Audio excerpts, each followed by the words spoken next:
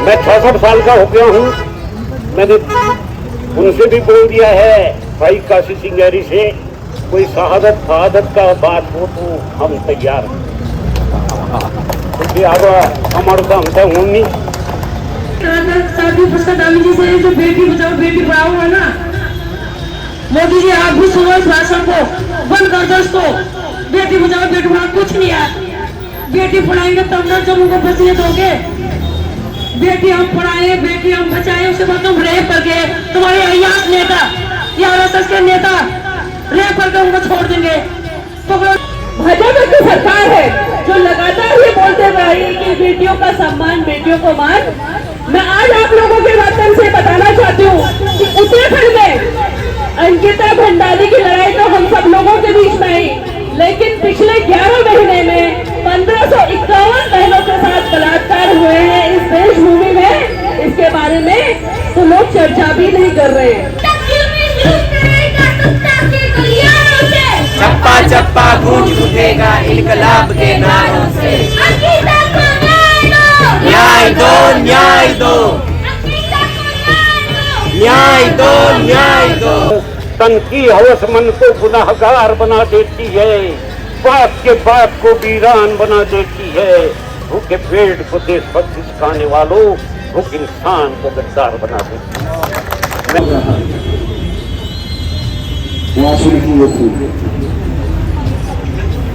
जो लोग आते हैं और बोलते हैं कि तुम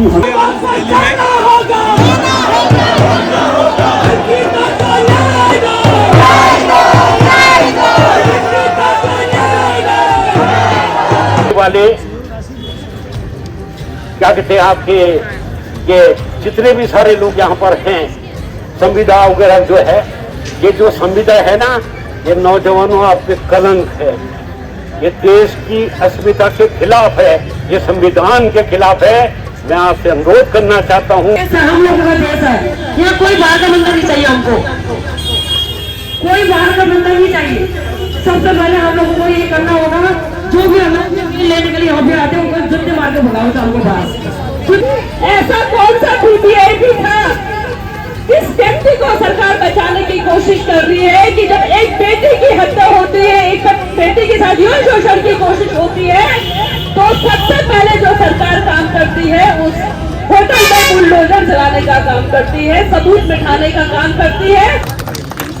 अटल बिहारी वाजपेयी साहब ने कहा उत्तराखंड राज्य आंदोलन के लिए कि यह अलगाववादियों का आंदोलन है।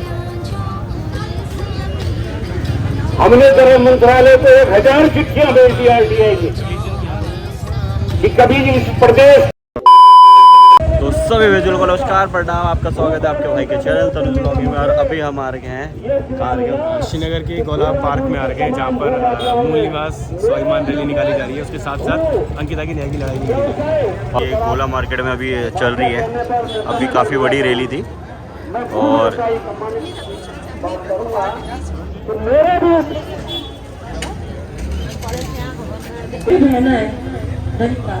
मैं ये नहीं जानती पार्टी किसकी है क्या है, मैं इतना जानती हूँ आज महिलाओं के लिए जो अत्याचार हो रहे, बेटियों के साथ जो रेप कांड हो रहे, और इन हरामखोरों में ये कहती हूँ बिल्कुल भी छोड़ना नहीं है।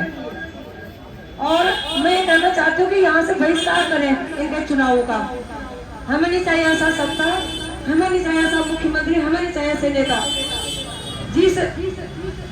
जिस उत्तराखंड में देवभूमि के नाम से यहाँ देवी को पूजा जाता है, आप सब जानते हैं, नवरात्रि होते हैं, जब तक 9 देवियों के दर्शन होते हैं, उनके पैर नहीं धोए जाते हैं, जब तक कोई भी भोजन नहीं करता, तब तक बस हम लोगों का देश है।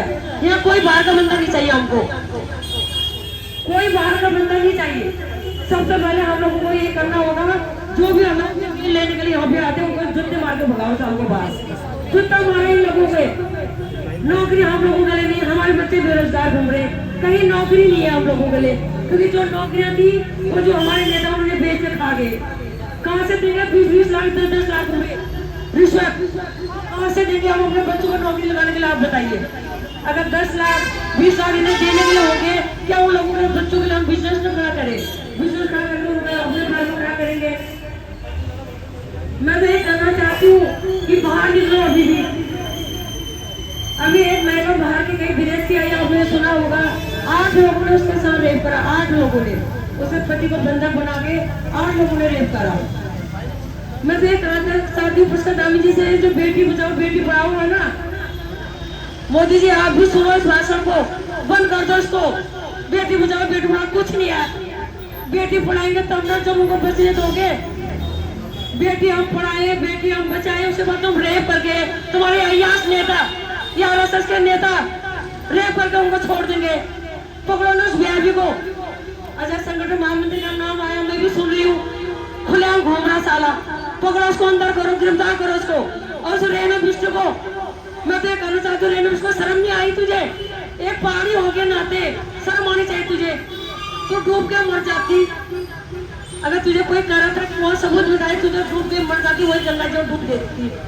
शर्म आनी चाहिए। तू इस उत्तराखंड की बेटी हो गए, एक उत्तराखंडी बेटी को बचाने के लिए तुम मतलब तो क्या करती, तूने वहाँ पे सारे सबूत मिटा दे। जब सबूत मिटाए तब भी हम वहाँ गए थे, ज्योति जी आपको पता होगा, तब हम वहाँ गए थे, बिल्कुल राग कर दिया वहाँ पे, सब सबूत मिलेंगे। मैं कहना चाहती हूँ भारतीय जनता पार्टी के नेताओं से, अगर तुम्हारा जरा भी हिम्मत है, जरा भी अगर तुम्हारा वजूद जिंदा है, तुम इस माँ की यहाँ पे आगे साथ सुना दो, उसकी बेटी को न्याय दिलवाओ। क्या चुनाव करता, क्या करोगे? चुनाव को लड़के, चुनाव लड़ोगे, जीतोगे, अपने घर भरोगे, घोटाला करोगे, आलीशान महल बनाओगे, होटल बनाओगे, गुवाहाटी तक के होटल बनाओगे, और हम लोगों के बच्चों के नौकरी भी नहीं है, धक्के खा रहे अंदर की ठोकरे घर उत्तराखंड के बच्चे। मैं ये पूछना चाहती हूँ, ऐसे राज्य बनाने का क्या फायदा? हम लोगों ने दर की ठोकरे करके राज्य बनाया। आज उन आंदोलनकारी की तुम्हें कसम है, अगर जरा भी शर्म है, ये जो मोदी जी वाला चुनाव है ना, इसको आप रद्द करो बिल्कुल भी।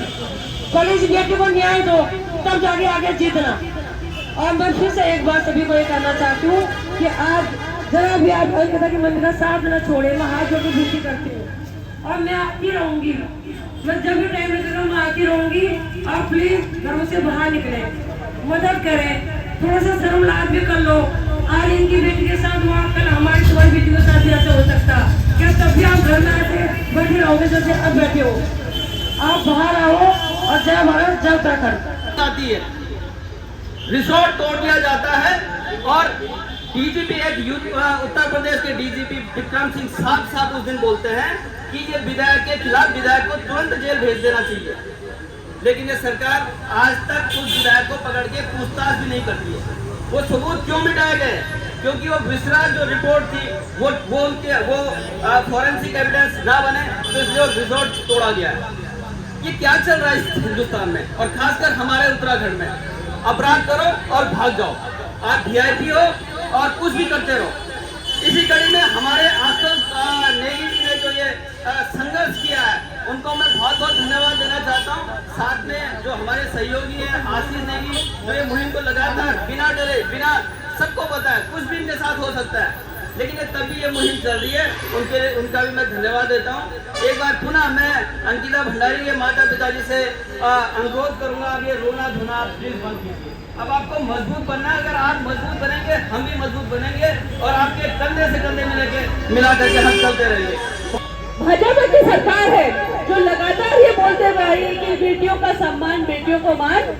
मैं आज आप लोगों के माध्यम से बताना चाहती हूँ कि उत्तराखंड में अंकिता भंडारी की लड़ाई तो हम सब लोगों के बीच में आई, लेकिन पिछले 11 महीने में 1551 बहनों के साथ बलात्कार हुए हैं इस देशभूमि में। इसके बारे में तो लोग चर्चा भी नहीं कर रहे हैं। अगर यही हाल उत्तराखंड का रहा और इसी तरीके से हम लोगों ने चुप्पी बांधी रही तो ये सरकार मनमानी करती रहेगी। अब सबको सोचना पड़ेगा, हम लोगों के सबके मन में सवाल है और इस लड़ाई को कांग्रेस पार्टी पहले दिन से आज तक लड़ती आई है कि ऐसी क्या बात थी, ऐसा कौन सा वीवीआईपी था।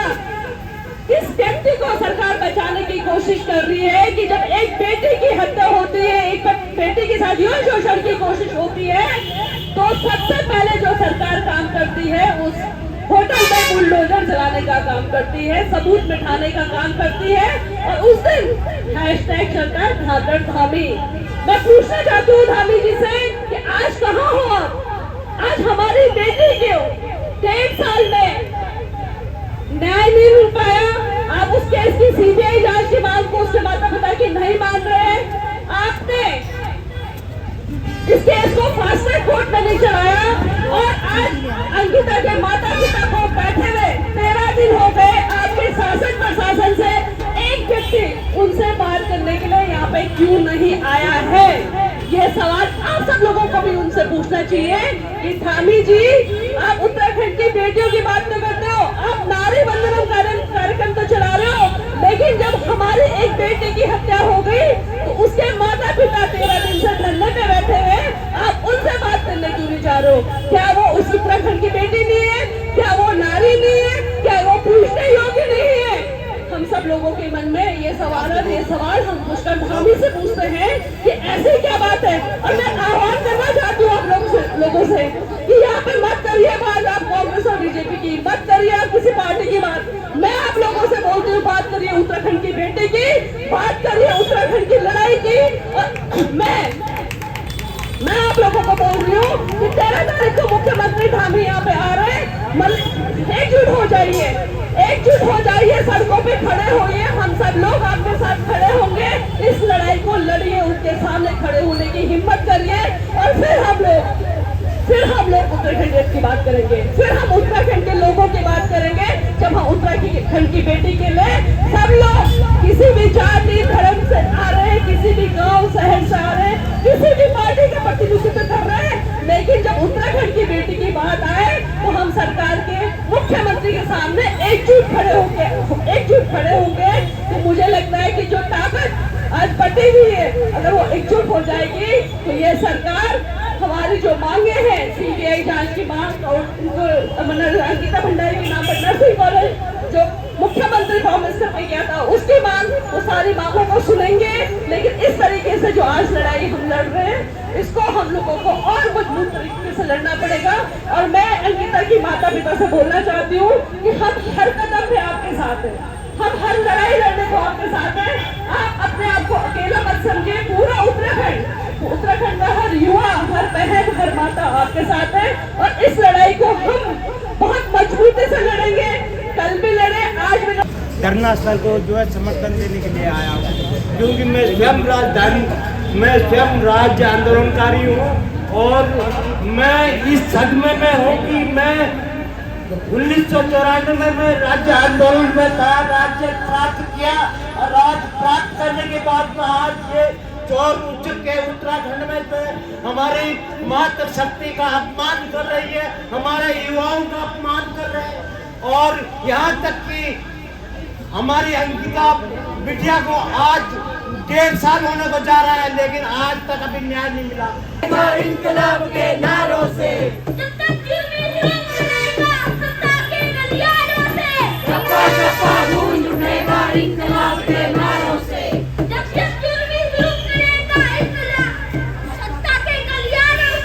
चप्पा चप्पा गूंज उठेगा, इंकलाब के नारों से चप्पा चप्पा गूंज उठेगा, इंकलाब के नारों से। न्याय दो, न्याय दो, न्याय दो, न्याय दो, फांसी दो, फांसी दो, फांसी दो, फांसी दो, न्याय दो, न्याय दो, न्याय दो, न्याय दो, फांसी दो, फांसी दो, फांसी दो, फांसी दो, तेरे कातिल जिंदा है, तेरे कातिल जिंदा है। शर्म करो, शर्म करो, शर्म करो, शर्म करो, न्याय दो, न्याय दो, न्याय दो, न्याय दो। है भाई ये तो लंबी लड़ाई है, लड़ना है भाई ये तो लंबी लड़ाई है, जीतने के वास्ते मसाल जो जलाई है, जीतने के वास्ते मसाल जो जलाई है, लड़ना है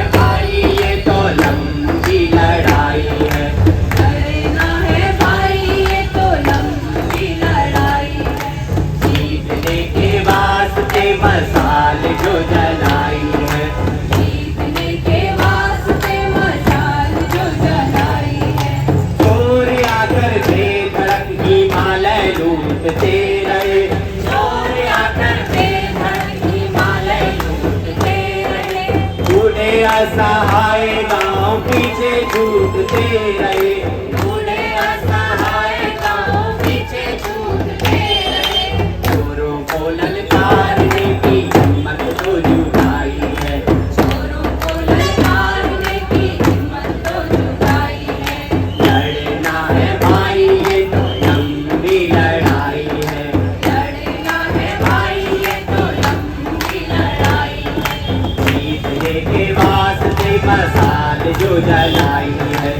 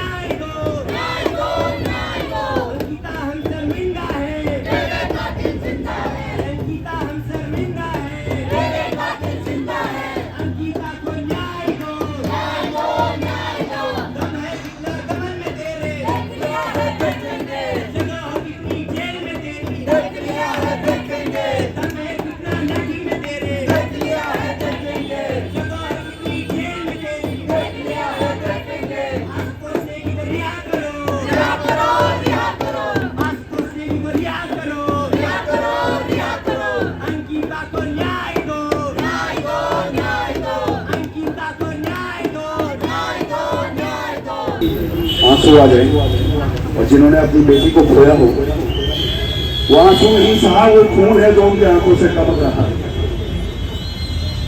वो आंसू नहीं, वो खून। जो लोग आते हैं और बोलते हैं कि तुम हमेशा मुट्ठी भर लोग आते हो, लड़ने की बात तो करते हो बट जीतो भी नहीं क्या, उनके लिए कुछ लिखा हुआ है। रखवाले हैं हम, जीते हैं हम, जीते हैं हम, जीते हैं हम, जीते हैं, जीते हैं हम, जीते हैं।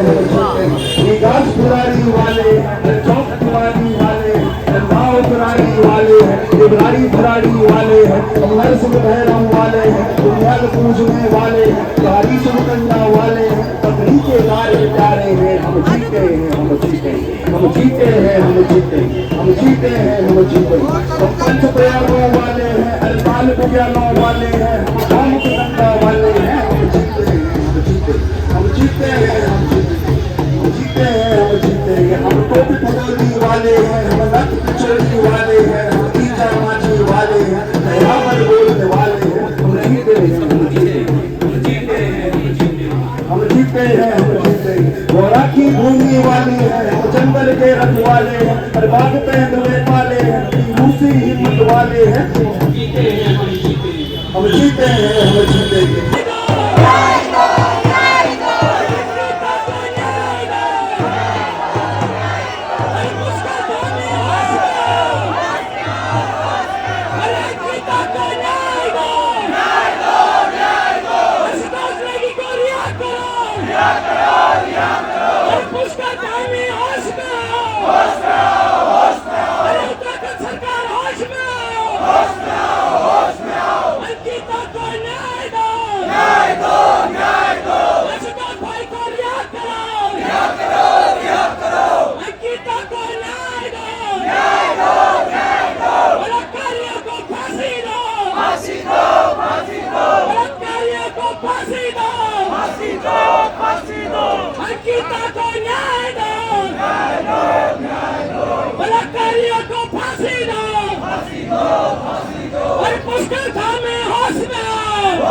मेरे साथ में लगाए माही।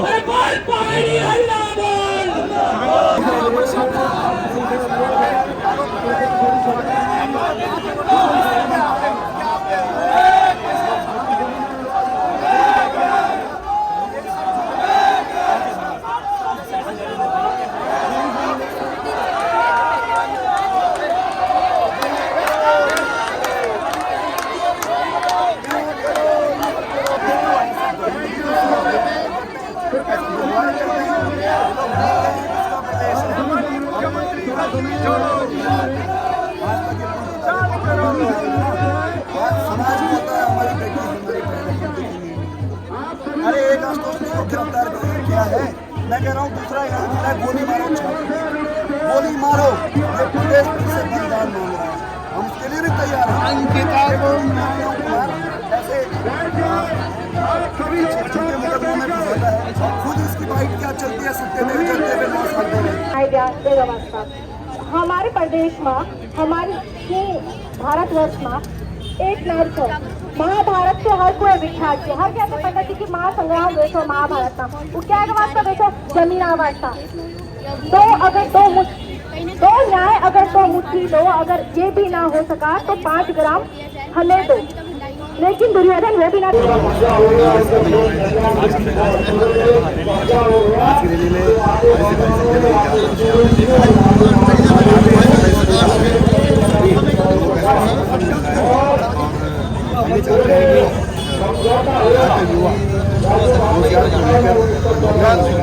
एकत्रित हुए। मैं सबसे पहले तो इस मुद्दे पर किसी न किसी रूप में समर्थन देने वाले तमाम साथियों का हृदय की बहुत ही गहराइयों से उन्हें धन्यवाद देना चाहूँगा। माननीय हमारे बहुत ही सीनियर नेता उस प्रदेश के आरपी सिंह हरी जी भी यहाँ पर उपस्थित हैं, भाई मनोज रावत जी उपस्थित हैं, श्रीनगर में नगर पालिका की जो हमारी अध्यक्ष रही है। बद्रीनाथ पंडा समाज के आदमी प्रभाकर बाबू ने मुझे बताया कि भाई बद्रीनाथ में जब जय श्री राम वाली सरकार जो है पूरे बद्रीनाथ धाम की ज्योग्राफी को बदल रही थी, तो जब नारे लग रहे थे तो ये पंडे समाज के लोग कह रहे थे ना भाई मोदी जी के खिलाफ मत लगाना नारे। तो ऐसी जब हिंदड़ी मानसिकता समाज के अंदर आ जाए तो प्रदेश का भला होने से रहा। आपको कुछ बात, लोगों को बात खराब भी लगे, अटल बिहारी वाजपेयी साहब ने कहा उत्तराखंड राज्य आंदोलन के लिए कि यह अलगाववादियों का आंदोलन है। हमने गृह मंत्रालय को 1000 चिट्ठियां भेज दी आरटीआई ने कि कभी इस प्रदेश रामराज है आजकल। और तो एक कोतवाल को इसलिए हटा दिया कि वो गोदियाल जी वगैरह अंकिता भंडारी के उसमें चले गए, रातों रात वो जो है यहाँ से बिष्ट जी जो है। तो तुम अगर सत्ता के अंधेरे में, सत्ताएं बदलती रहेंगी, आज नहीं तो कल बदलेंगी, लेकिन मैं गोदियाल जी वगैरह जितने कांग्रेसी लोग हैं इनसे भी कह देना चाहता हूँ, ऐसी ऐसी बातें करना गुरुदेव कि ये भारी न निकल सके कभी। भू कानून की जहां बात है, भू कानून व्यक्ति के लिए या भू मूल निवास व्यक्ति के लिए नहीं है। भू कानून जो है वो प्रदेश के लिए, देश के लिए, गंगा के लिए है, नदियों के लिए है। ये जो लोग बाहर से यहाँ आ रहे इनको कोई मतलब नहीं। मैं तो आपको बहुत पुरानी बात बताऊं, यहाँ कास्केट साइड से एक गुंडा जो है लड़कियों को वो कर देता था, सप्लाई करता था। मुझे 82 में चौहान साहब ने बोला, जिनका होटल है, कहने लगा यार इस गाड़ी में एक बदमाश बैठा हुआ है, फलाना फलाना। मैंने कहा तो? कहने लगा यार ये भाई साहब लड़कियां बेचता है। मैंने उसके गुरुजी से बोला पौड़ी आके, अबे गुंडागिर्दी क्या कर रहे हैं यार, तुम्हारे आदमी तो ऐसे ऐसे लुच्चे लफंगे काम कर रहे हैं। उसने तीसरे दिन उसको ठिकाने लगा दिया। मैं आपसे बोलूं ये पुल की तार है, उसका बाप या इस तरीके के अपराधी ठिकाने लगाने के काबिल है। और जब सरकार नहीं करेगी, न्याय नहीं करेगा तो लोगों को करना चाहिए।